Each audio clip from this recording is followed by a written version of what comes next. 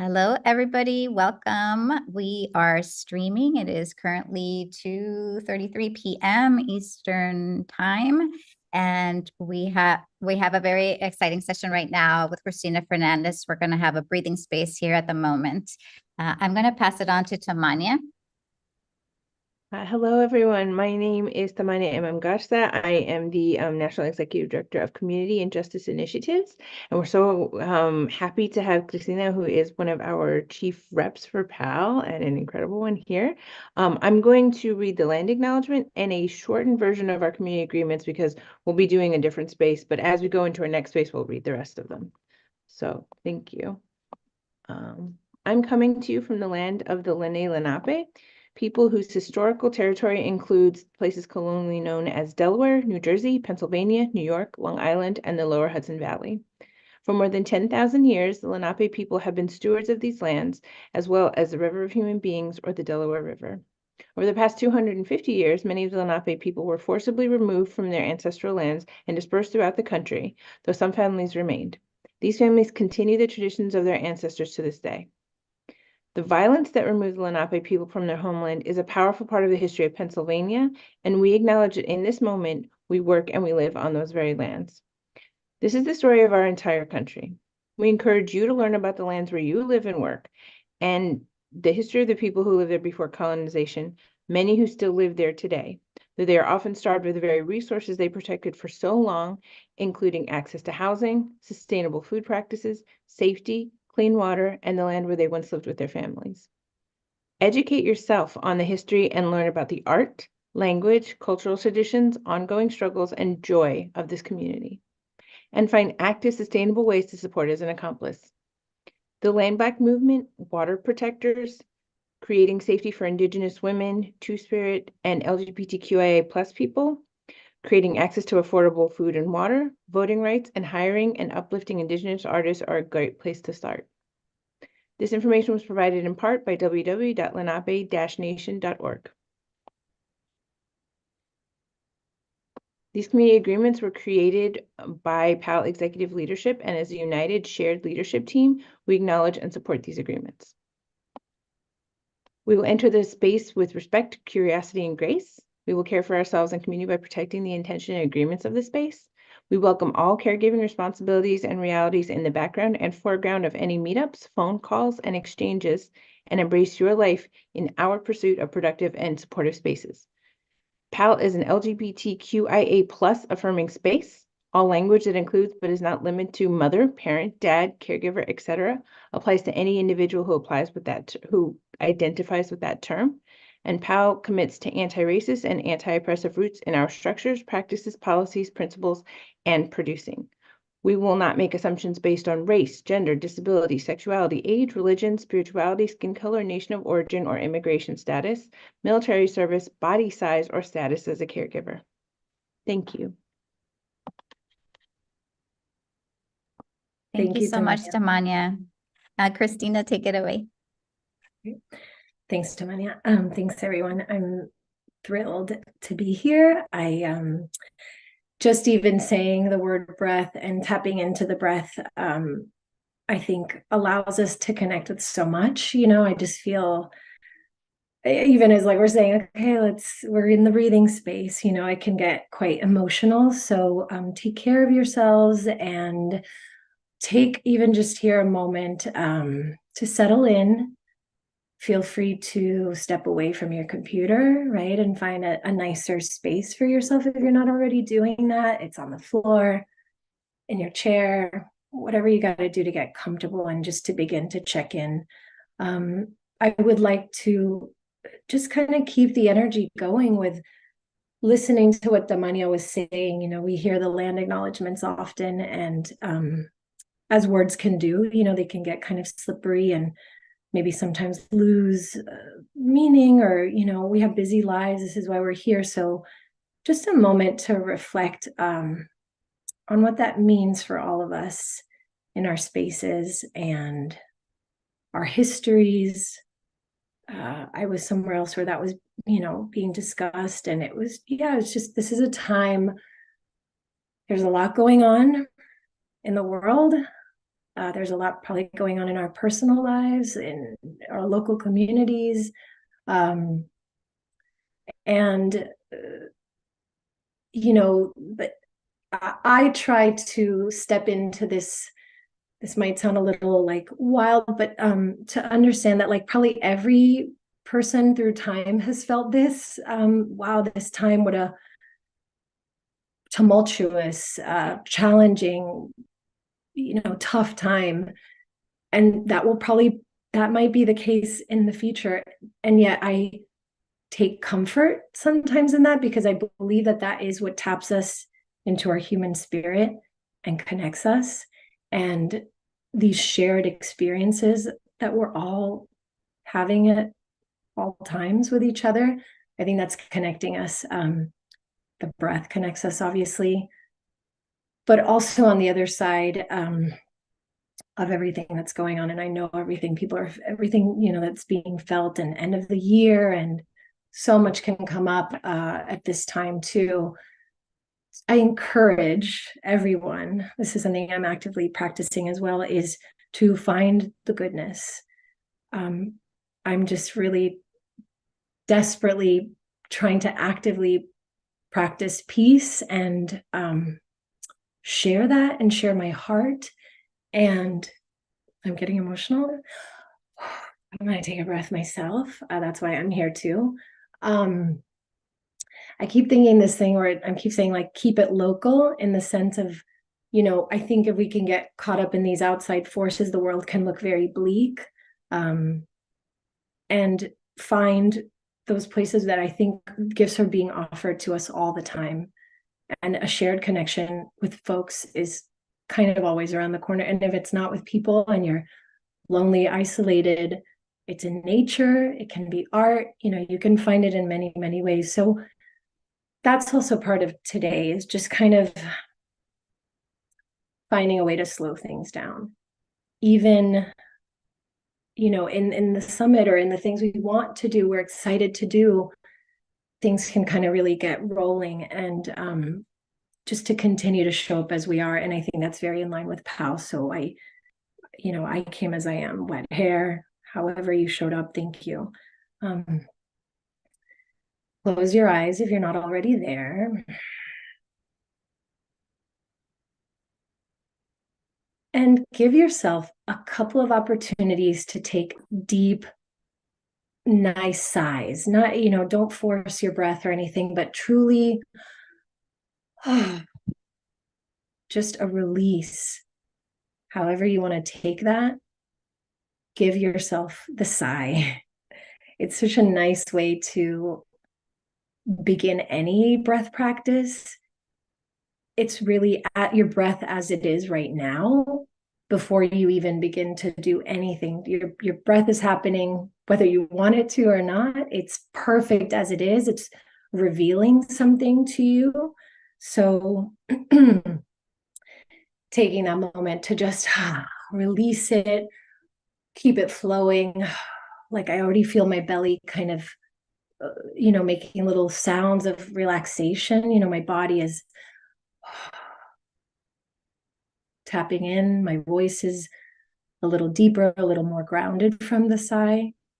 And, give yourself the sigh in those spaces, where we're, even as performers, we know that you're in an audition, things are kind of tight. Give yourself that. You're giving it to someone else takes it. They feel like they can breathe. We're all here again. Wow. How nice to not, muscle our way through stuff all the time. If you're seated, feel your sitting bones underneath you. Just ground yourself. If you're on the floor, release and feel your support. It's really about like feeling supported, right? Feeling held. So now after a couple of these sighs, we're going to sort of move in the other direction, which is more of like an energizing breath in order to move into a deeper breath. So sometimes you actually do kind of have to tire yourself out, your psychology, the brain, the chatter, the world. So sometimes maybe it's about tiring yourself. So this is sort of an energizing breath to then really release. So go ahead, close your eyes, scrunch your face as much as you can. So scrunch your nose, scrunch your mouth, scrunch your eyes. You can even scrunch your shoulders, scrunch your whole body if you're feeling that, right? Take a deep inhale. And then exhale, tongue out, eyes open. So really wide, really expansive. And we'll do a couple more of those. So deep inhale, scrunch everything. And release. Last one, inhale, scrunch. So tight that then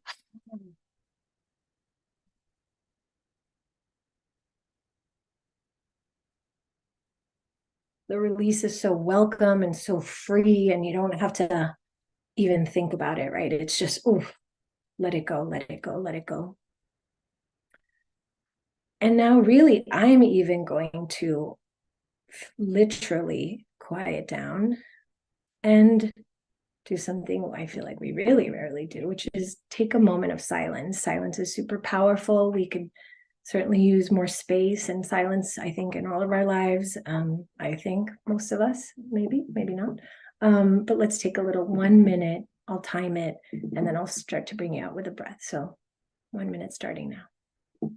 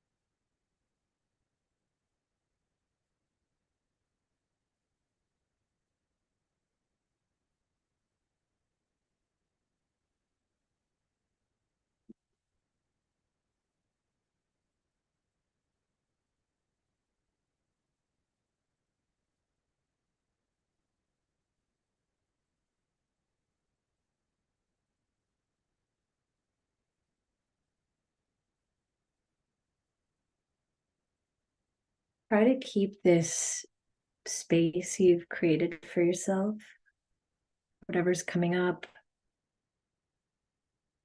keep it flowing through your breath.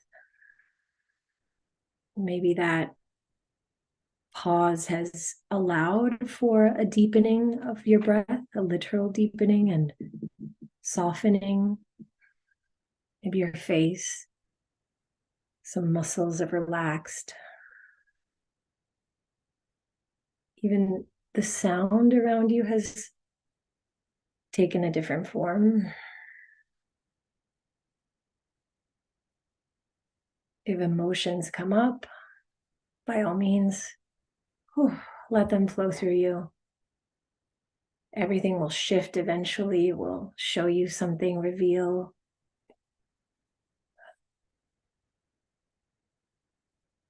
And I'll just try to walk you through a little meditation these last few minutes.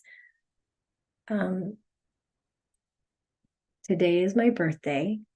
I don't say it for any other reason other than to say how thankful I am of being here to kind of do the opposite of what we're sometimes inclined to do. And instead of receiving, I am just so thrilled to give back, give a gift, offer something. I think there's some cultural practices that actually do that on your birthday, where you are the one who gives a gift to people.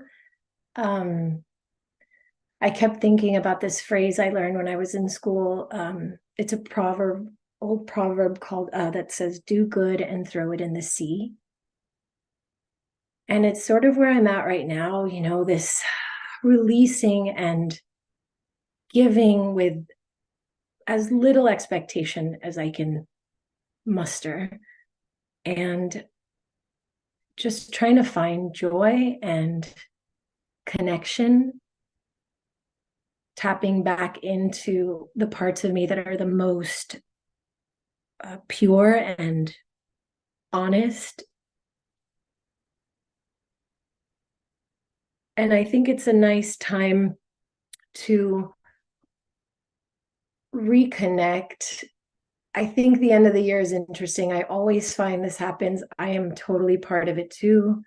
As the year starts to wind down and the light is, fading earlier and animals are hibernating and every sign is saying to slow it down, I find that we actually speed it up. We start to kind of ramp up and try to get everything done that we haven't done. And I think that's okay, but I hope that this session could be a beginning to give yourself a gift, to give each other a gift of starting to move with what's already there, tapping into nature, tapping into the quiet and the darkness.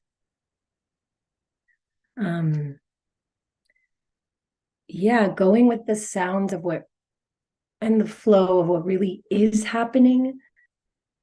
I think that goes in part with what I'm trying to work on. Hopefully, in some way, this resonates. I feel like if it resonates somewhere in me, it will translate to you.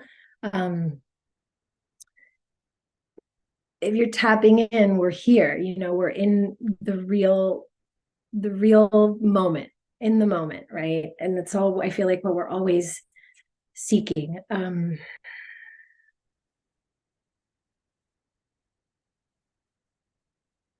To be honest in space about where you're at. Give yourself the gift of your breath to really enjoy it, right? Like it's happening, so we can take it for granted.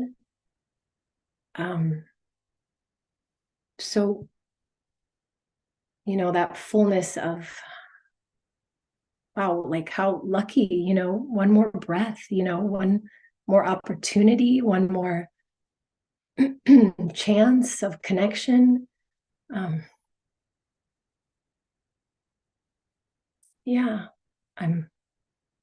even just that is connecting me to something very deep.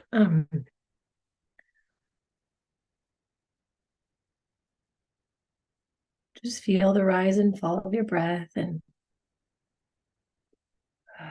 however it comes to you today, no worries on any specific breathing style, or right, just sync up with your own pace.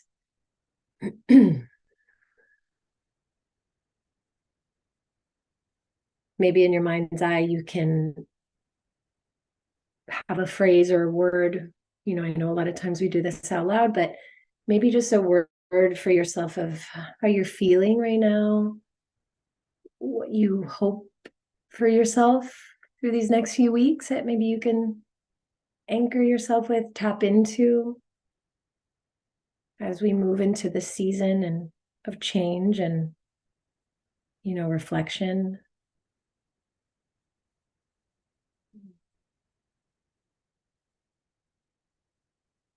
Sometimes I find too that I might have to go through a few words. Sometimes you got the word and sometimes you're like, yeah, that one, that's how I'm feeling right now. Like, okay, I'm this and a little of that, but like this is really hitting me right now, in a place of resonance and connection.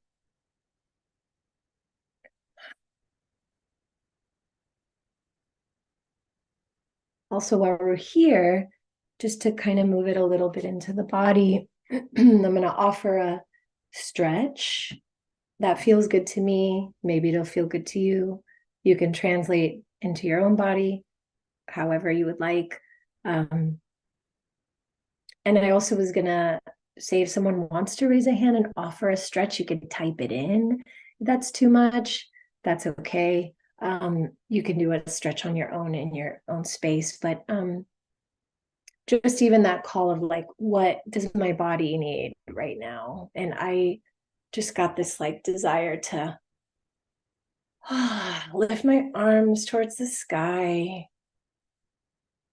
and just kind of reach, just like really stretch it out.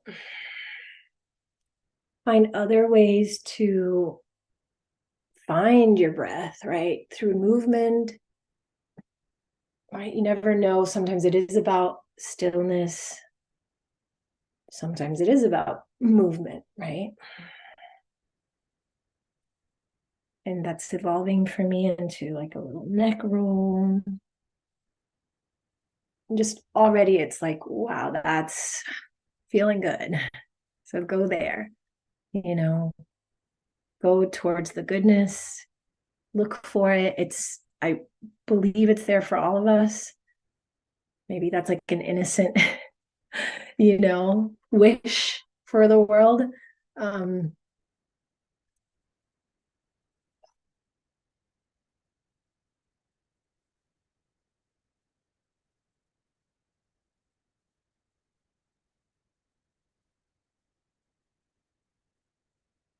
super grateful to be here and to be with all of you and to have this space for myself, to have this space for you. I hope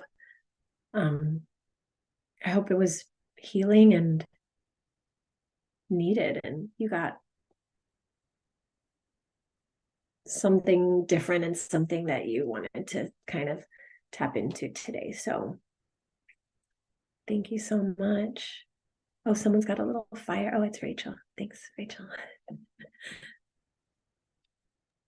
Thank you so much, Christina, for that. That was amazing. My body, my heart, my soul all needed that. I appreciate it. I did too. Yeah, I'm sure, we can use it, someone else is needing it too. So thank you. Thank you. Thanks to Rachel. Thanks to Tamania. Thanks, Adriana, and everyone. Thank you so much. Okay. See you Bye. soon. Thank you for See you being here and soon. happy birthday. Yes, happy birthday. Wow, I feel so taken care of during that time. So now we're going to transition to our snack and learn. That was so great. So Tamania, do you want to start us off? If you were here at the beginning, we read our land acknowledgement in the first half of our community agreements. We have a few more because we weren't speaking in that first half too much. We saved the rest. If anything is missing or if you have any questions, happy to discuss or add to the agreements after I finish. All right. So to continue from earlier, we will ask questions with care. It's not anyone's job to educate us about their life experience. You do not owe us your trauma. If you choose to share any life experience that is traumatic with us, please do so in a way that keeps you safe. Also, please acknowledge this particular session is being streamed. We have affinity spaces later on this evening if you would like a more private space. We may discuss topics that may be painful or otherwise triggering for those in the room. Should you need to take a break, feel free to step away, do whatever you need to care for yourself physically, mentally, and emotionally, and return when or if you're ready. We will use the Oops Ouch protocol for events or speeches that are hurtful or offensive. You can look that up online. Interrupting each other, speaking over each other, or asking anyone to prove themselves will not be tolerated. We would like this to be an affirming and supportive experience for us all. Think on how that can happen for you. We realize no space can ever be truly safe for all, but authentic safety is the goal. The pursuit of safety is ongoing and requires commitment and dedication from the entire group. We recognize that specific forms of oppression each person experiences can deeply impact where and how they experience safety. Guidance on safety inspired by the work of intimacy coordinator Mix Chels Morgan, CSE, and guidance on intersectionality inspired by the work of Kimberly Crenshaw. If there's harm, we may stop the event. We will name the harm. We may ask participants to join us in a breakout room to discuss next steps. We may come to a group decision to ask the person or persons who caused harm to take a short break or leave the space once we have discussed the situation with them and the production team. We will ask the person or people who experience harm how they would like to proceed. We may ask a participant to leave the event if they participate in harmful behavior. We understand that intention is different than impact. We would like to make ourselves available to process with those who experienced harm or anyone else who would like to do so after the session, if that is supportive. and we will make space for transparency, questions, and accountability practices. We acknowledge that predominantly white institutions, or PWIs, contain biases and are often not designed for members of historically marginalized communities to succeed. We will do everything possible to name and confront these biases and create boundaries and systems that are supportive, affirming, and intentional in their aim to ensure all participants and attendees have space to thrive. Guidance on boundaries and BIPOC surviving PWIs, inspired by Noelle Diane Johnson of Artist Heal and the team at Art Equity. Thank you.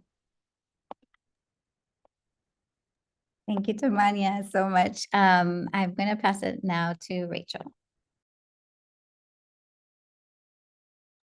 Thank you so much, everyone. That was such a gorgeous breathing space. Tamania, thank you for these agreements. Every time they just continue to model such a beautiful way forward into the conversation. And for those of you who are joining us online or watching this on replay, we're entering a snack and learn, which is really just an open conversation that we include at every summit. And we are joined by some incredible people, in addition to Adriana and Tamania here. Vanessa, who gave such a fantastic HR session earlier today, who has come on as PAAL's HR consultant. And then we have two additional very special people, which is Leanne and Renee, who each oversee and run incredible childcare theater partnership organizations, where they provide the childcare for those of us making the art. And so there's a lot of opportunity for us to snack and learn. I will be providing prompts, just like doing dialogue about these different programs, and we'll be watching to see if any of you have questions live or if you jump on live. But either way, this is just an opportunity for you to sit with us and engage. And if you're watching this on replay and you have questions, you can comment on the video, and someone who is watching that thread will be able to provide the best next steps or any insight that way. Awesome. So I would love to just talk a little bit for those perhaps new, that PAAL is not only an advocacy organization, we also do research and gather data on parent artists. Oh, good. Perfect timing. On parent artists and caregivers in the industry. We're also joined by Eiley Huber, who is part of our research team for our very recent radical survey of care. And what I'm going to do first is I'm going to ask these folks to introduce how they've been participating in PAAL. And I think that'll give us a nice overview of some exciting programs that we do. And then I'll prompt to some questions. So Leanne, why don't you get us started and say, your name, identify yourself, and how you appear for our visual access friends. And for those listening, I have a baseball cap with the Brazilian soccer team logo on it. I am 5'7", brunette, wearing a t-shirt that says "A Mother's Place is in the Theater," and it's gray. And so I will pass the ball now to Leanne to talk a little bit about how PAAL partners with Broadway babysitters. Awesome. Thank you so much, Rachel. My name is Leanne Gatto. I use she, her pronouns. I'm sitting, wearing a pink turtleneck with brown hair. I'm 5'3". Very excited to be here to partner, talk about this partnership. So Broadway Babysitters has been partnering with PAAL for years now, since 2018, I believe. So it's been, I think we're coming up on five years now. And, the majority of our partnership revolves around working with institutions with childcare matinees to provide on-site care, but also care in general. We're there to provide that access, whatever that may be. For some individuals, that might be care in the home. For others, it may be care on site. And one of the most exciting things I think that we do is childcare matinees, which we've been fortunate to do a lot of recently.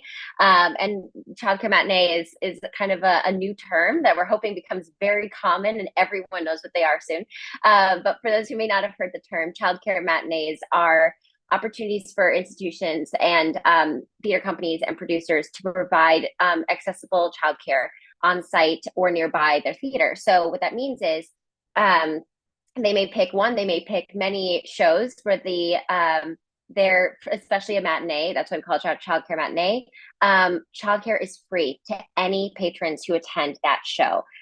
So Broadway Babysitters is excited to be often the childcare support for those childcare matinees. Our sitters are wonderful and artists themselves, and often performers, and also wonderful, embedded, and excited to care for the kids and provide that support. So, and I just noticed Tamanya just said in the chat that we have a childcare matinee tomorrow. For those of you who are attending the summit, and if you don't know about it, reach out, because we still have space and would love to have you. So the show tomorrow is Water Wells, A Good Day to Me, Not to You. And it'll be on site. So if you have little ones and you can attend, we'd love to have you there. But yes, I want to pass it back to Rachel to continue the conversation, but that's just a little bit about what that partnership looks like. Thank you so much, Leanne. And yes, we've just been so thrilled at how many organizations are taking us up on this program. Even most recently with Here Lies Love on Broadway, the first childcare matinee on Broadway. And we're not going to stop there. We're going to make sure that we work with every theater from here to the West Coast and up and down in between. And PAAL's really big on never doing that alone. And so I want to throw the ball to Renee, who has an incredible organization in North Carolina, to share a little bit about Seed Art Share.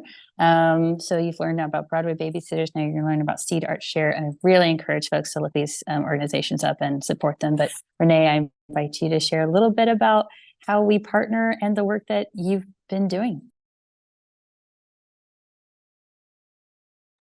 Can you hear me? Hi, I'm Renee. I'm with Seed, and I'm 5'8.5" counts, and I have a blonde and gray hair, and I'm wearing a black and burgundy sweater. I'm in Raleigh, North Carolina, and our company Seed has a program called Seed Art Share. We do a lot of immersive theater and arts education and arts integrated theater. So our Share the Show program, we do childcare matinees as well. And we do seed sitters so that we are able to do childcare for actors and production teams during rehearsals and auditions and things. But our child care matinee, we do an integrated arts program so that when companies book us, we will write a curriculum for elementary school kids that goes alongside whatever show they are learning. So sometimes we do have babies on site. We've just started taking babies on site, which is really cool. But if we have big kids, which is super fun, but with our big kids, we do an elementary age program where we get to write a fun curriculum that teaches whatever themes the big people are watching in the theater. I say that my greatest contribution to the arts community of North Carolina this year was writing the children's curriculum for Misery this year, which was super crazy fun because it was all about being a fan versus a friend. No one was harmed in the making of this children's curriculum at Playmakers Rep, but it's great fun, and we've had a ball. So yeah, so that's what we do. So the idea is that parents get to go to the show and they get to see a play. We have parents coming to see plays for the first time since they've had shows, and it's really exciting. And then they all leave having shared an experience together, and they know a little bit about the music of the show or the period of the show or the style, but most importantly, the themes of the show. And, you know, they don't hear words they're not supposed to say at home or things like that, but they all got to leave and they get to share a concept and talk about what they learned at the theater and talk about it in the car. So it's a lot of fun. Absolutely. And PAAL is very proud to be a part of your first Seedlings nursery. Yes. Seedlings is such a sweet name. Absolutely. And PAAL has sponsored us with the National Women's Theater Festival for the past 2 years, which has been huge for our programs there. And we are so grateful for all the work that you guys do and how you have just mentored us and sponsored us. And we are super blessed. everyone on this call, we're honored to know. These are just some of the, it's just a handful of the incredible people we get to work with. Super selfishly, we get to meet amazing folks. Thank you so much, Renee. Yes, Eiley, I'd love to pass it to you. So folks know, I mentioned a little bit, this is something that doesn't get as much forward-facing attention as some of the other programs, because so much of it is cerebral and internal. But since PAAL started, we've done survey after survey after survey. We've done surveys with our childcare grants, et cetera. But most of it has been grassroots, and most of it has been self-driven. And we had an opportunity to reach out to one of our advisory board members, Inika Cedar, who is a part of the Wellesley Center for Women, research on women leadership in LORT resident theaters, has a long time been a childcare in the theater advocate, and who has been, interviewing with us and talking about, how can we get together and how can we find a way to research this impact. And Eiley was one of those folks who, a few years ago started to write about it again, and I'll let Eiley share the backstory, but it really became the impetus to say, okay, it's time to get folks together again. We've gathered around different surveys. And this time it's different because it's massive. It's really formally done. And there's some really incredible data that we're hoping to share with folks in 2024. But Eiley, I'll throw the ball to you to introduce yourself and your perspective on the project and how we've partnered. And I invite you to start off with a self-description. Cool, thank you. Yeah, so my name's Eiley. I am about 5 feet tall. I have brown hair. I'm wearing a red shirt today, and I have very awesome rainbow glasses that I got from the internet, where all my favorite things come from. So I work as a director. I live in Virginia. I forget if I said that. Anyway, I work as a director and a dramaturg and an educator.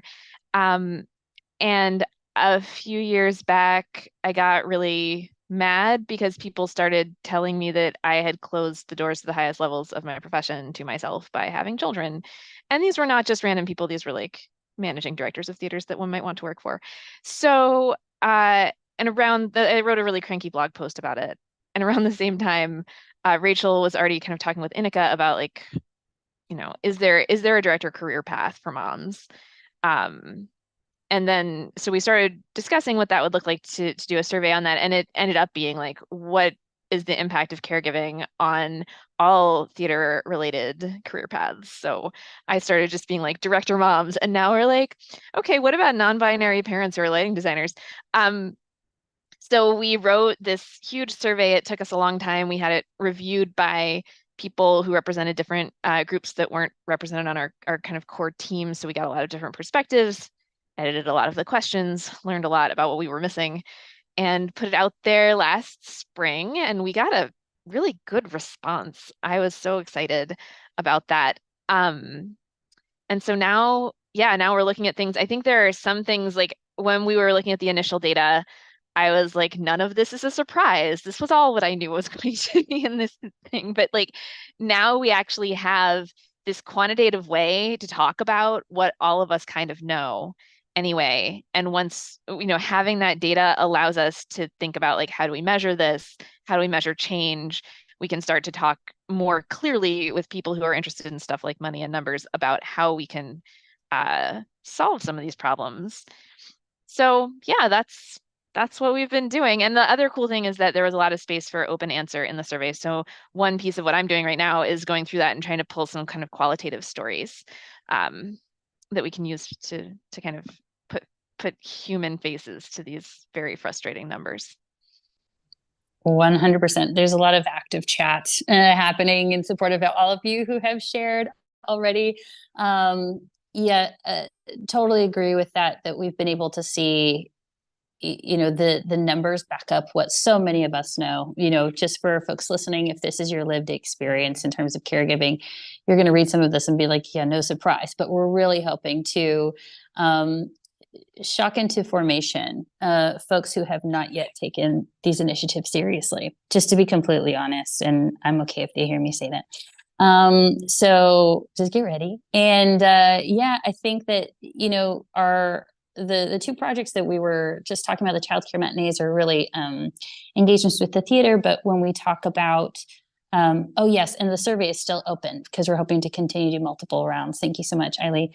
where we are with this phase of data, because this is a snack and learn, we really want to, let all of you feel the truth of the matter, which is that you're all stakeholders in this conversation because it's about your lives.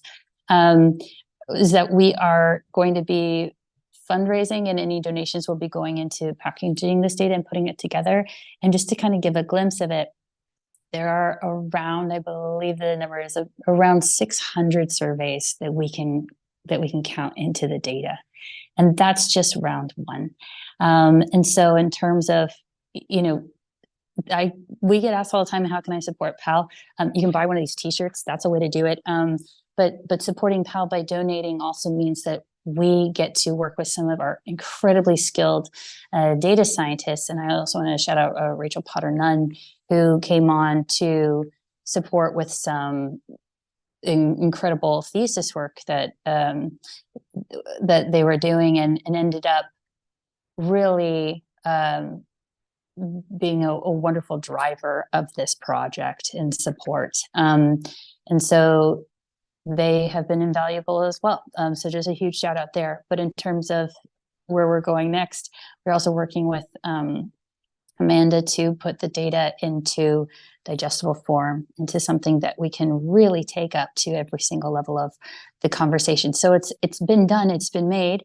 And so I want to be more transparent that the ask is now help us get it out into the world. So that's when we can do, like, you really buying a shirt does help that project. And so now I want to throw the ball. I don't know if Tamanya knew this was going to happen, but throw the ball to Tamanya to talk about our Chief Rep program, because that's also something that we get a lot of questions about. And if you have written us and you're interested in being a Chief Rep, we have your email. We're so excited. We haven't written you back simply because it's going through a bit of an evolution in a really exciting way, because the program is growing and we're learning so much about how to create connection with all of you across the country. This Chief Rep program is national. So I'm going to throw the ball to Tamanya, who does a gorgeous job leading this program, and to tell us a little bit about it. Thank you, Rachel. And I did not do my visual description earlier. My apologies. I am Tamanya Garza. I'm 5'5". Tamanya M. Garza. I am Latina. I'm Mexican American. I have skin the color of sand, beige. It has a beautiful dappling of freckles. I have beaded earrings that are a shout out to my indigenous heritage, and I have behind me a wall of red roses on a piece of fabric, and I have shoulder length black hair with lots of white and silver in it. So that's me. I would love to talk about the Chief Rep. So for one, the person who, in case you came in halfway through earlier, that joined us for the breathing space was Cristina, who is the Chief Rep in Los Angeles. And Rachel, you can help me tell the early stories of the Chief Rep, and then I'll talk a bit about now. But as I understand it, at the beginning, people would come to Rachel and sort of say, like, Rachel, who is the founder of PAAL, in case that was not mentioned earlier, and say, I'm interested, I want to help, I want to do the work. What can I do? And it evolved into, across the country in a number of cities, almost 20 cities now, having people who are doing this work on the ground with us, but doing it in a way that really fits their city and brings their city to the forefront of our knowledge so that we can address things and we can discuss things, but also acts as a community for the people who are doing the advocacy, because this is hard work. As all of us know, this can be lonely work. When you are trying to upend systems and make things different, it can be really difficult. And also you can feel like you're reinventing the wheel. And we have to give, Rachel likes to say, and I like to quote Rachel, we did not invent this work. We stand on the shoulders of many caregivers, and often Black and brown women and femmes who brought these issues to the forefront, and in their theaters 10 and 20 years ago were simply saying, yes, bring your baby. Yes, I'll hold your baby. Yes, we can do it. We'll make it work. So standing on those incredible shoulders and trying to take their learnings and grow with them, community is a big piece of that. A big part, especially of how Black and brown communities who experience a lot of marginalizations move forward, is ensuring that we have community, ensuring that we are checking in with each other. So so we have these reps who each of them come to us kind of with a thing that's really important to their city or that they have experienced. Sometimes it's, we're talking about discrimination or lack of community within their theater. They want to start an affinity group with other caregivers, but they don't even know who they are because it's not safe to identify themselves. Or in their cities, they want to hold their own childcare matinees. They want to, go to, say, the mayor's office and fight for, different kinds of things in their city that will more universally protect caregivers in all industries, but especially in theater. So we have this just incredible dynamic community. We have people in LA and Nashville and New York. And, I'm actually the chief rep for Philadelphia, which is how I first became involved with PAAL. So that's our community. So yes, a few people have reached out recently, and yes, we are getting back to you, we promise. As Rachel said, we are having some exciting upcoming things that we're going to announce at the beginning of next year. But part of our goal, I think, when I took this program over about 2 years ago, I think now, was ensuring not just that we're arming these people with things like training and data, this incredible data, because every single conversation I've ever had about caregiver support is like, what about the money? How many people are we helping? How can you prove that this is what people need? And we're like, funny, we have these brilliant people that put all this data together, and it exists in our handbook, which you can get free online, but also in a number of specific surveys that we can break out and say, this is how much of your budget, this percentage is what you need to offer a stipend that can be life-changing, and it can be as low as something like $50 up and up and up. So also, this is your legal obligation. Often people conflate like what they want with what they legally have to provide. So it's also really great for that. Chief reps come in armed with that knowledge. So to make a long story a tiny bit longer, what they, aside from giving all these tools, what we also do is we hear back from the cities what's going on. It's hard for us to always, without, being in these cities, make sure that we're meeting all the different needs, because I will tell you, coming back from COVID in Texas is very different than coming back from COVID in New York, is very different than coming back from COVID somewhere like Detroit or, Nashville. So that's one thing we're talking about now. What does that look like? How do we, who often have very vulnerable, medically vulnerable people that we care for, how do we manage that? Or how do we, bring a matinee to our city? And we have had them in multiple cities. We did a program not so long ago with Broadway babysitters in DC. So, in Washington, DC. So how do we spread all these great practices across the country? And also, how do we make sure that we are filling the cups of the people who are doing this work? And so it's a really exciting time. We have some great meetings. We meet once a month. We also have trainings about things like anti-oppression, learning the steps of what it means to be a part of PAAL. Because I think when I first started as a chief rep, that was my biggest question. So I know what PAAL does, but like, who are you? What are your morals? What are your values? Like, what do you really stand for? What's your vision for the future? So outlining that for people, but like growing it with them. So making sure that we have this diversity of voices and experiences, elder care, disability, caring for people with disabilities, being a person with a disability that is caring for people, and taking that all into account as we move forward together. Yeah, I have nothing to add. That was gorgeous. Thank you so much. Yeah, exactly.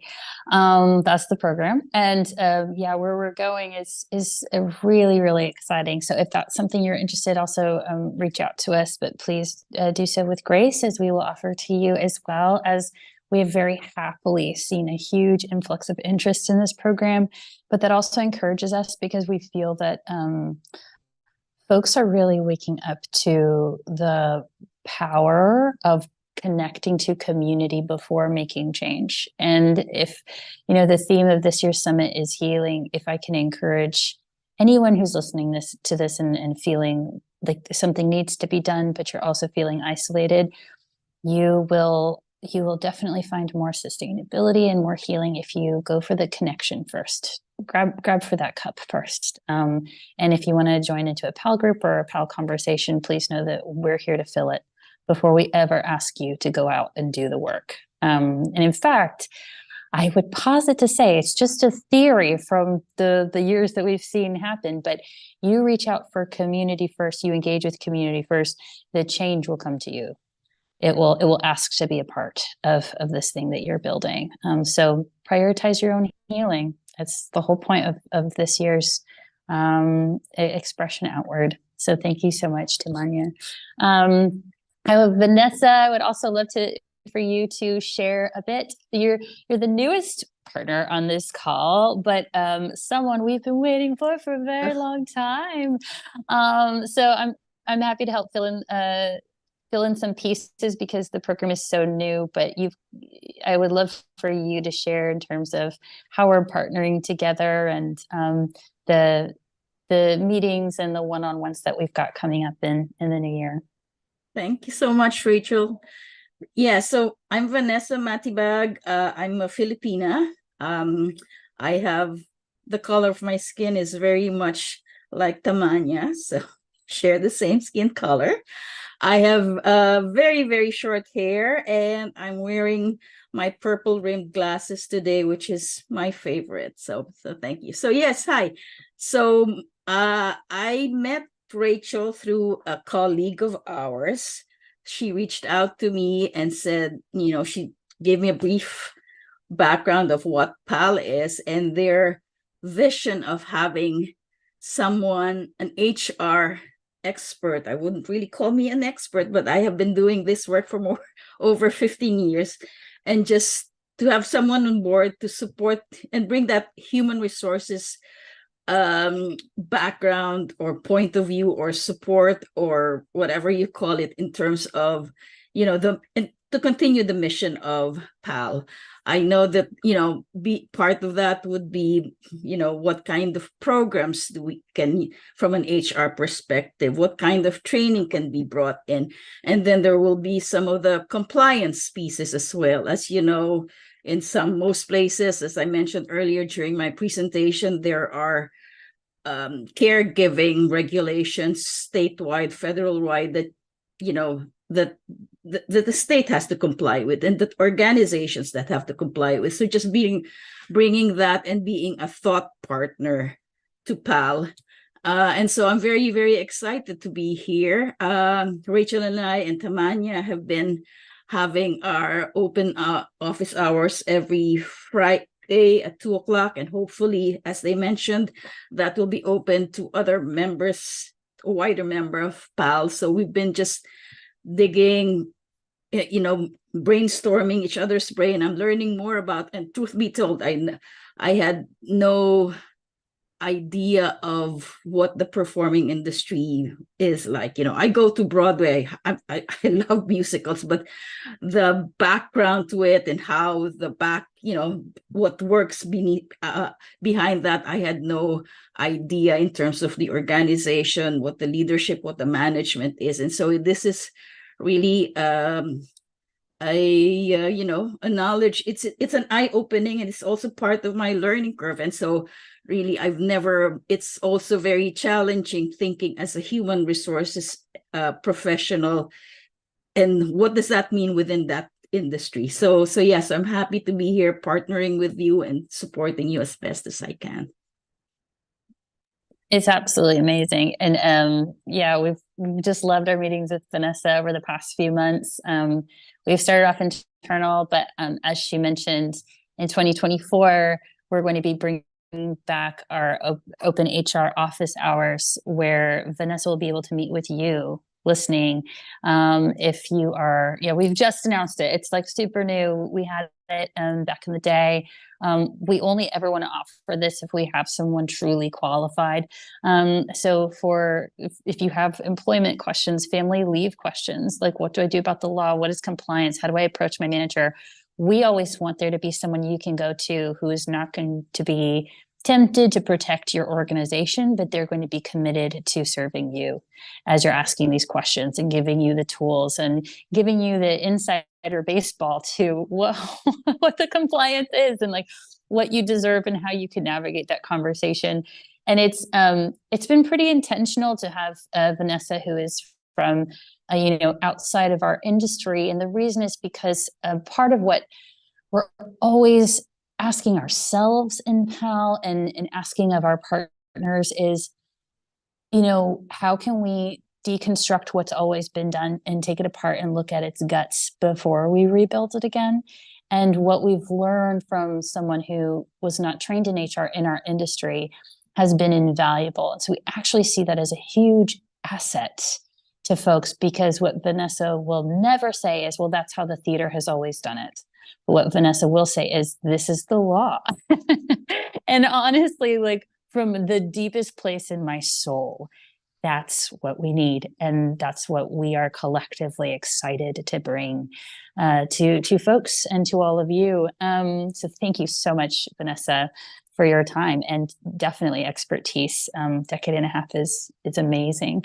I'm also going to tap in Adriana to share a little bit about our to share a little bit about our union action and our union advocacy.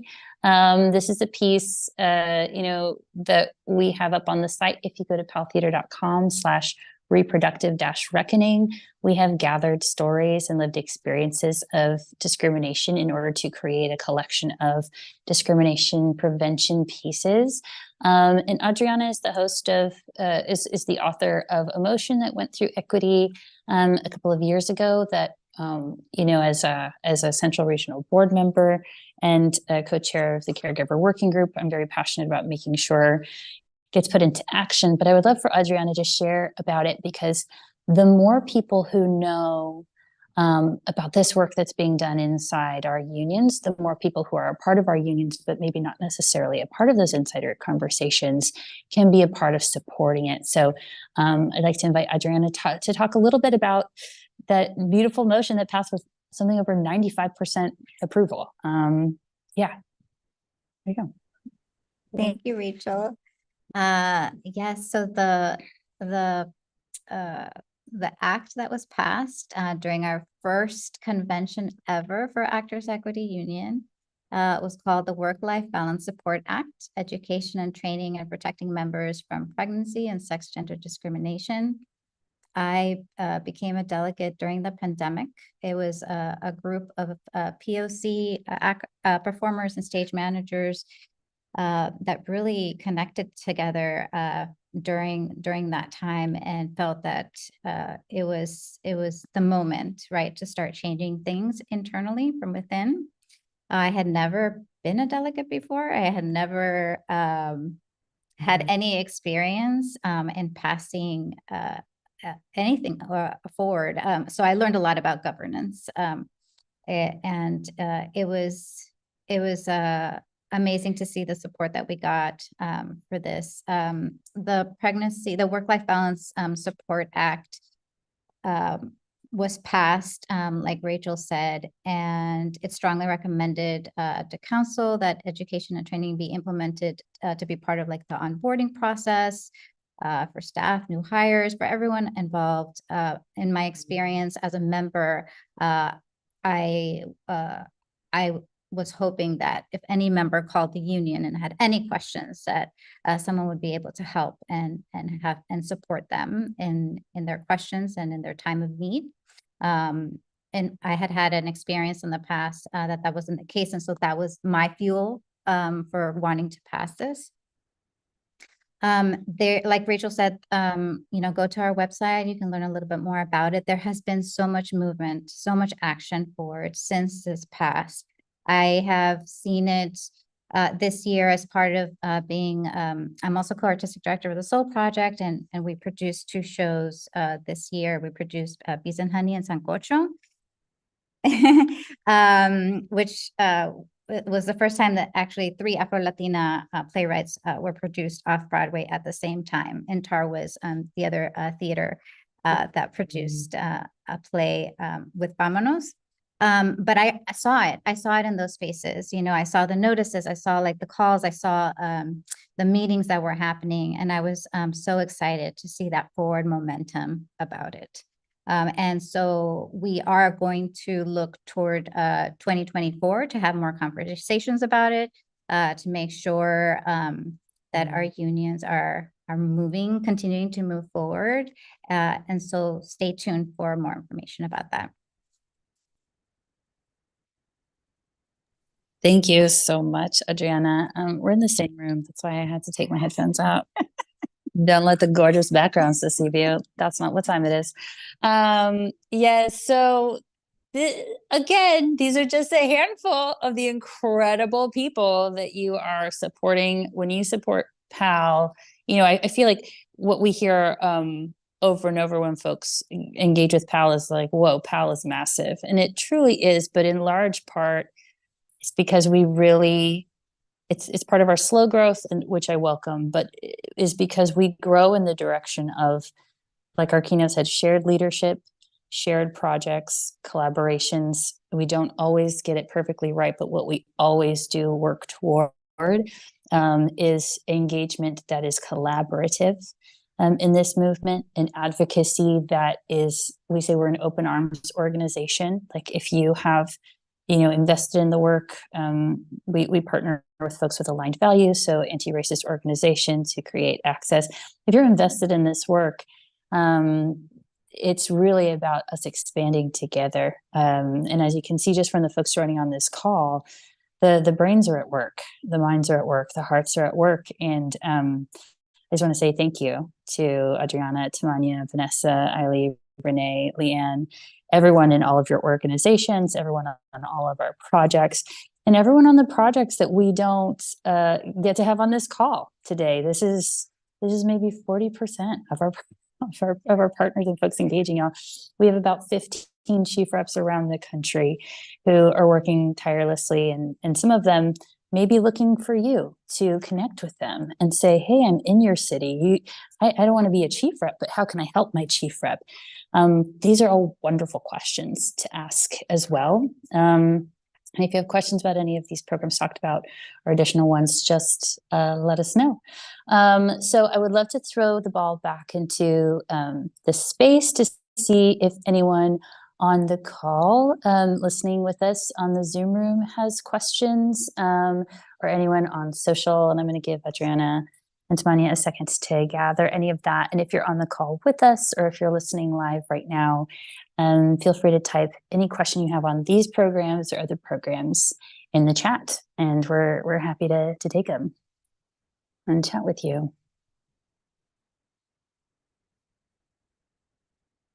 I'm also happy to. Oh, and I want to say that Garlia Cornelia-Jones commented, amazing, who is our 4th executive leader, and is leading a project we have to talk about. Drop your questions while I share for Garlia.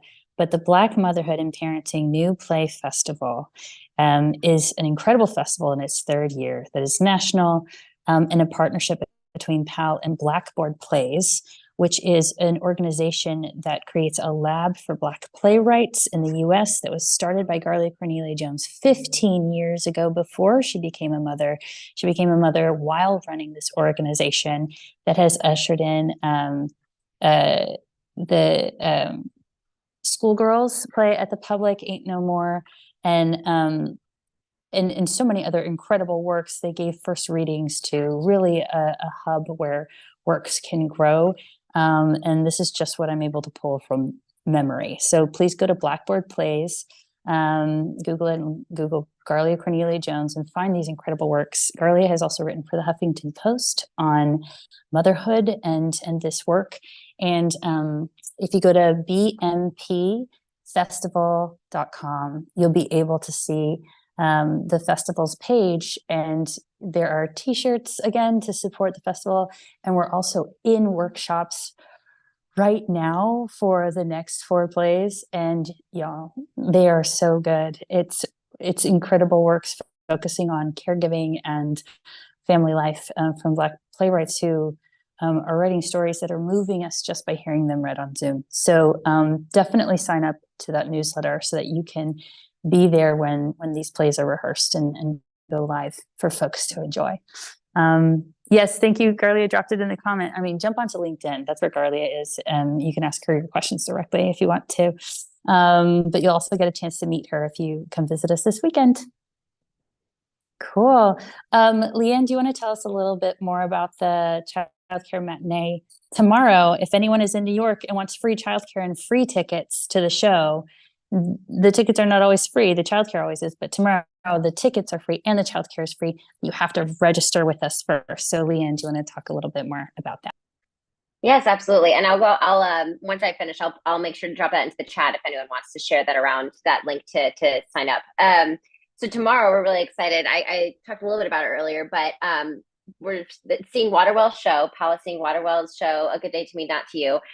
You can bring your children as young as 3 months and up. So we were talking earlier that Renee was as excited as it sounds like, you know, we are to welcome infants. A lot of people, that's a big question we get is, you know, can I bring my infant? You probably don't do that. We do. We welcome the little ones. We're excited. In fact, we had one recently where we had 2 sleeping babies at the same time. It was the cutest and most wonderful moment for everyone. So we welcome them. We bring them care materials. Just make sure you register so that we make sure that we have the proper safety and care materials. And the biggest thing with it for us is, you know, all of our sitters, for anyone who's not familiar with Bright Babysitters and our sitters in general, the sitters are vetted. They've been referred to us by someone we know. We vet them with interview, background check, professional reference. They do identity verification. We do special needs training. They're CPR certified. I mean, I could go down a list of like a million things. So safety is our most important thing for both families, of course, and also we mirror and amplify that the safety is the most important part. And when you show up, you'll arrive at the theater. And we will welcome your children. We'll make sure they're signed in, and then they get to have fun, and you get to have fun watching the show. And then you come back, and we reconnect you, and you get to enjoy your day. So, like Rachel said, usually the tickets are not free. Tomorrow they are. So join us because this is an amazing opportunity, and we'd love to have you. And if anyone does have any other questions about the care in general, please feel free to put them in the chat. I'd be happy to answer them for you. And I will go ahead and drop into the chat the link to sign up if you're interested in right now. Amazing. If you are on the PAAL email list, we're sending that link out today as well. If you want it sooner than that, write us and say, give me that childcare link so I can go see a show with you tomorrow. We'll be there. And we're excited to see it. Thank you so much, Leanne. There was a great question in the chat about, you know, the summit has affinity spaces. Throughout the year, we'll have affinity spaces on motherhood, on BIPOC parenting and caregiving, which is tonight, on elder care and disability care. There's that affinity space tonight as well. Throughout the year, we will have a pregnancy and infant loss affinity space. That's something that you could go onto our website, click events, and register there. All of our affinity spaces are free. All we ask is that you only engage with affinity spaces that you identify with directly. But they're spaces that are created to hold you and to welcome you. And they are facilitated by folks with that identity as well. So you will be engaged with folks leading a space with your affinity. So in terms of disciplines, we have had them in the past. We hope they come back. The affinity spaces ebb and flow with the facilitators' availability and capacity to lead them. Something that we're very excited to do is continue to, again, you know, PAAL runs on partnerships to partner with more organizations that create access for specific disciplines. I know that we have done panels and conversations in the past with USIT. We've done that with SMA, Stage Managers Association. Oh gosh, I hope I don't forget any. We have so many incredible partners who we have partnered with for these conversations in the past as well. And we're always looking toward that.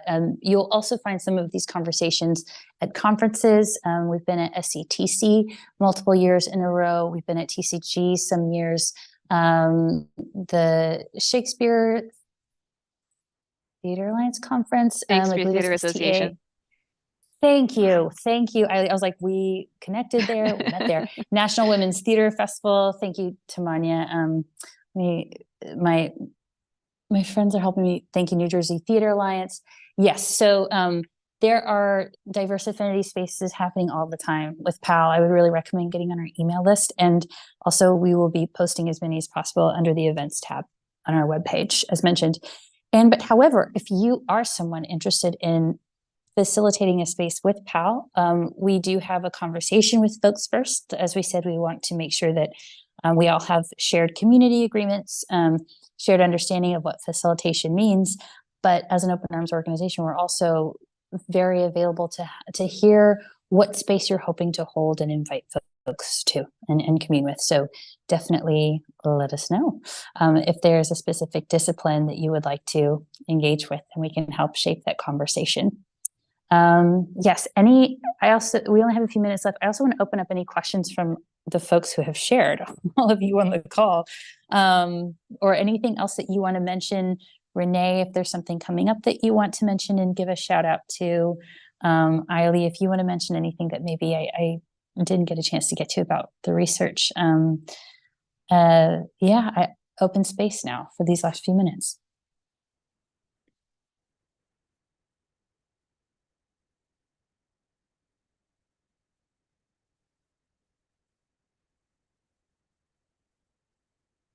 I mean, yeah, go Eiley, go Eiley. So I do have one thing related to our survey, which is, as I said in the chat, the survey is still open. So we're still welcoming responses. Specifically, we are looking for responses from people of color, dads, and also people who don't have kids. And this is like the hardest one. We need a control group, and we got some responses, but not as many as we would have liked. So if you have friends, or if you yourself fit into any of those categories, I did a lot of like tapping my pals who are theater people who don't have children, who initially, I think when they saw the survey, they were like, why would I fill that out? It's about caregiving. And I was like, please be my control group. So if you have friends who are theater people who do not have children specifically, we would really love to hear from you. Oh, also people with disabilities who are parents.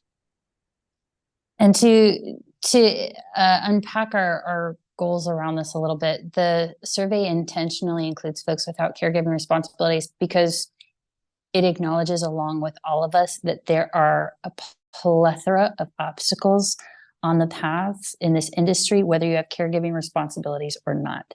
And I think that that's something that has many times created the caregiving conversation as feeling potentially othering, and vice versa, not having the caregiving conversation or thinking that the caregiving conversation is a niche conversation feels othering. And what we're really trying to do is make sure everyone knows PAAL believes everyone's a caregiver at some point. So it's a really permeable film. There's no like caregiver, not caregiver. We are ebbing and flowing throughout various stages of care. And that's actually what the survey is exploring, is when extreme caregiving responsibilities entered your life, how did they deviate your path? And for us to be able to understand that, we need to also understand how, pay access, lack of being paid well, or even fairly, lack of job opportunities, intersectionality, all these things that already impact our lives and capacity to thrive in this industry. We're trying to identify caregiving impacts specifically. And so it is an intentional act of ensuring that we're including everyone's story. So then when we talk about caregiving, we can be specific, intentional, and caring in that. So just know that whatever your caregiving experience is, even if you say, I have never had to take care of anyone actively, I have never even myself gotten, sick to the point where I needed someone else's care, that would be very rare. However, your voice and your path is still incredibly valuable in helping us shape the story of our industry as a whole. So take the survey, because your story matters. It's about all of our data is really about all of our stories gathering together in community. That's what all those dots on the page actually mean. And we're out of time, but I would love to send off all of you with a huge thank you. And Renee, did you have something you wanted to shout out? I was just going to say, if anybody is ever interested in how to do the curriculum piece for Kid Care Matinees, it's fun. But we've done a whole bunch of shows over the last 10 years.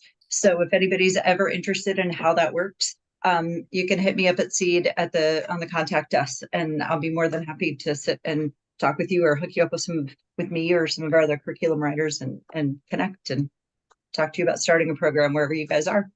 I think that's an incredible offering. Thank you so much, Renee. Thank you.